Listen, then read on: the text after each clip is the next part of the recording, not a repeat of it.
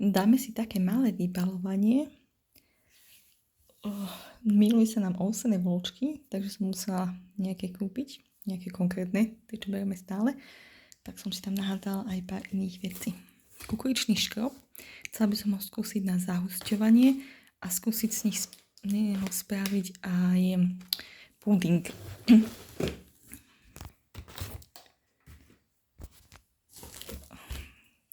Poslednú dobu dosť pijeme čaje a chcela by som nájsť nejaký taký, že mňam.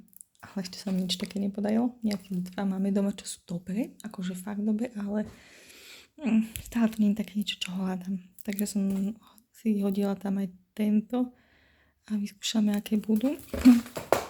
Ako vždy nejaký taký darček sme dostali, aj čaj na ochutnávku.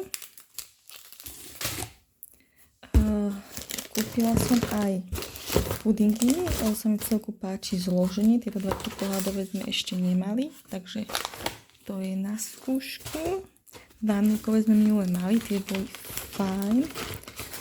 A majú akože fajné zloženie, tam je len biokukuričný škrob a mletá vanilka a vanilkový extrakt, čiže žiadny blbol, to sa mi tam páčilo. A preto som kúpila aj ten kukuričný škrob, ktorý som to chcela vyskúšať. A jahodové som zobrala dva. Tu sú tie ovsené vločky z klíčky bez lepku, ako tieto sú fakt dobre, veľmi rada ich si robím malému aj mne. Zobrala som 4 balenia, neviem to vydrží čo najdlhšie, ale ja ich pomeliem a tak robím tie kaše. Tak mi to chutí viac.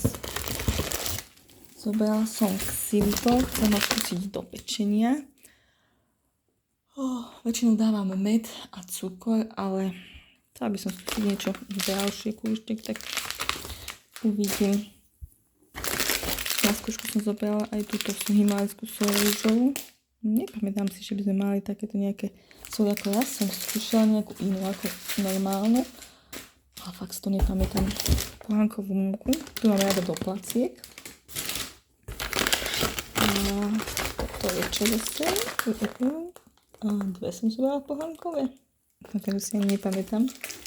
Ale už sme dlho nemali, lebo však to objednám malé za čas. Na skúšku som zobrala aj túto múka z červenej ríže, ako som zvedavá, čo to bude, aké to je maličké. Ako fakt som zvedavá, do čoho to použijem. Mám všelijaké múky, ja neviem, niektoré do čoho mám minúť. Jednu som dávala do polievky a bola taká dosť slízka, tuším tapiokový škrob to bol. Nepamätám si, ale zase niektoré tak inak voňajú. Zobrala som aj kukuričnú múku, tiež na placky, to podľa mňa bude fajn. A tam to skončilo. Takže taký menší nákup. Už to idem vyložiť a idem spraviť špenátovú polievku dnes na obed.